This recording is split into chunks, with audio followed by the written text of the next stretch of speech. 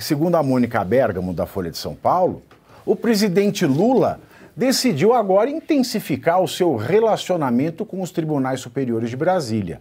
Depois de promover um jantar para os ministros do STF, Lula organizou um encontro com magistrados do Superior Tribunal de Justiça na noite de ontem.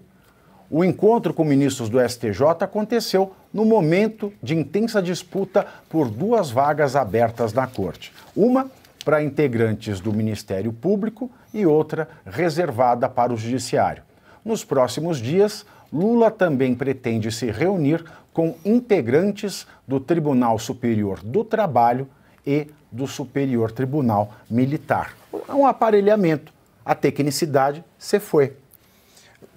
Pavinato, quando você estava fazendo a tua reflexão, você praticamente mostrou os elementos que demonstram a razão pela qual as nossas cortes estão politizadas. Quando eles abandonaram a ideia de que devem trabalhar com os valores transcendentais para se preocupar exclusivamente com o uso instrumental daquilo que são os valores pecuniários, e eles estão utilizando os recursos, o dinheiro, para empobrecer pessoas, para massacrar a sociedade.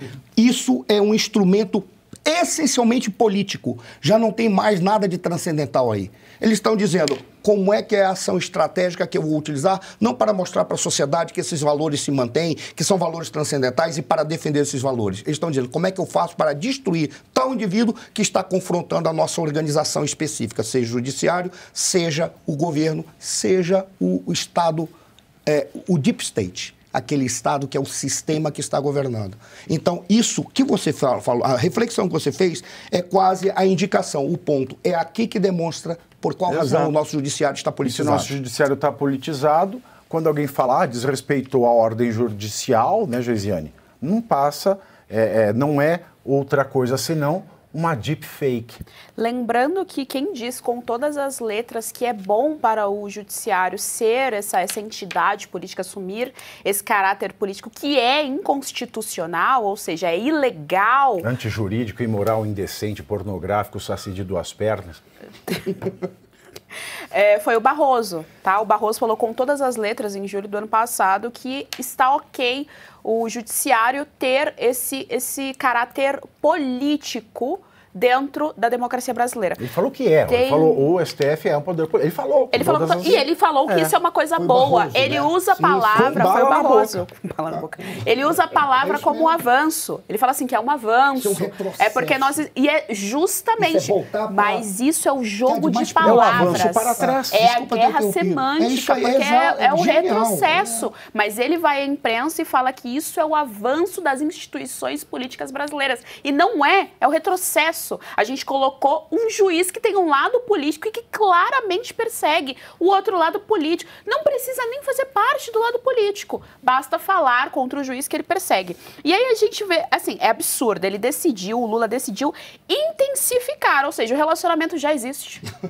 Ele só está aumentando o grau. Eu vou intensificar essa relação. E eu vou dizer aqui uma coisa que talvez soe até um pouco como opinião impopular. Se aumentar o grau, ele começa a beber Mas, etanol. veja bem, a democracia, as instituições democráticas, elas precisam sair um pouco de faísca. Precisam sair um pouco de faísca entre elas para que haja ali um equilíbrio. Quando todas elas estão andando de mãozinhas dadas e fazendo indo para a mesma direção, é que você tem um problema. Porque significa que alguma se sobressaiu e que as outras são coniventes com aquela que está se sobressaindo em cima de todo o sistema democrático. É por isso que tem 11 ministros. Democracia sai faísca. É por isso que tem 11 ministros. Não é para ter 11 decisões iguais, é para ter 11 pensamentos divergentes. E por isso que o número é ímpar, para ter desempate, Mas quando eles mudaram e colocaram esse negócio de primeira turma, segunda turma, ele já colocou. Porque qual foi a última decisão que a gente teve semana passada? A primeira turma decidiu, então vai se manter e fica por isso mesmo. Os outros ficam em silêncio e acabou. E vale pelo plenário, porque isso é um colegiado. Que esculhambação é essa em que menos da metade é um colegiado que vale pelo colegiado da totalidade? Não, tudo errado. Pelo amor de Deus. O problema raiz, desculpe, Arthur, o problema raiz está no sistema de indicação. Se é o presidente da República que indica e é sabatinado por senadores que podem estar ou não macumunados com o governo que indicou, o que a sociedade espera dessas pessoas? Espera imparcialidade. Mas o que ela recebe? Ativismo político. não deveríamos mais ter juízes da Suprema Corte indicado por políticos. Mas nos Estados Unidos não é assim? É e não assim, funciona? o negócio é o povo. Então, o senador, a gente esquece, eu não ele sei é eleito majoritariamente. eu não sei se o a gente problema que é o põe sistema, exatamente. esse povo lá. Eu acho que o problema é o Senado, que nunca barra ninguém. É isso. Porque Nunca, tem uma é uma série- vergonha uma série a de sabatina. conchá- Você Exato, veja, uma a série gente de tinha um conchá. sabatinador no Flávio do Dino. Marcelo. A gente, no caso do Flávio Dino, quem é que estava na sabatina? Sérgio Moro. Um dia ele foi o herói, o gênio do judiciário, um homem sábio, que sabe das leis. Nossa, ele vai sabatinar o Flávio Dino, que vai dar gosto. Pergunta do senador Sérgio Moro para o Flávio Dino. Vamos ver se o Flávio Dino tem condição de ser o juiz dos juízes. Sérgio Moro vai sabatinar. O senhor vai manter a sua conta no Twitter?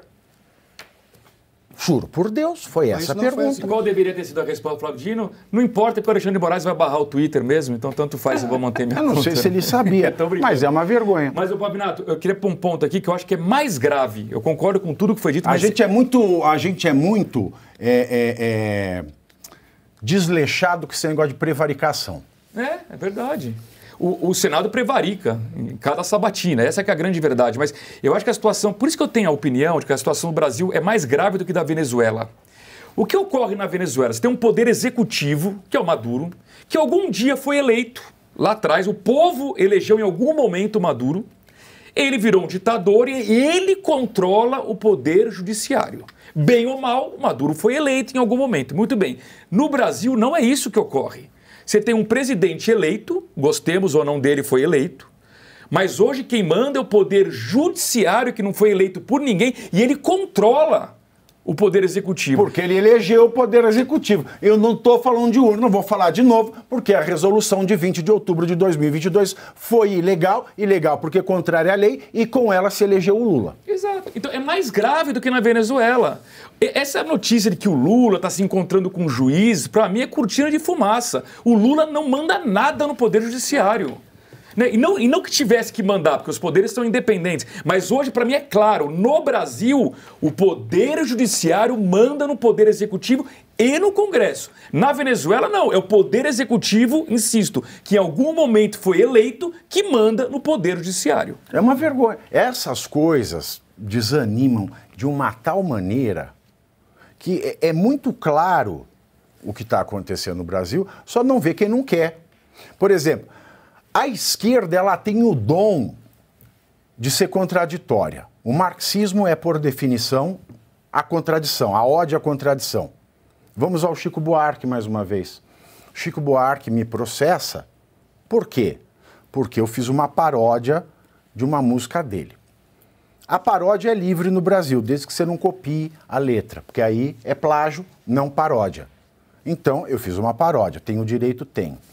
Aí ele reclama que não foi pedida autorização, mas a paródia é livre, não precisa de autorização. Aí ele fala que gerou danos morais porque eu ataco a democracia, porque a paródia é uma paródia que fala do Alexandre de Moraes. Então, por falar do Alexandre de Moraes, o herói da democracia, eu estou desvirtuando a música fatalmente, ele dói o coração dele. Mas até ontem, o Moraes era o ministro do golpe para o Chico Buarque, que teve do lado da Dilma Rousseff no Congresso, e dizia que Temer era um presidente golpista.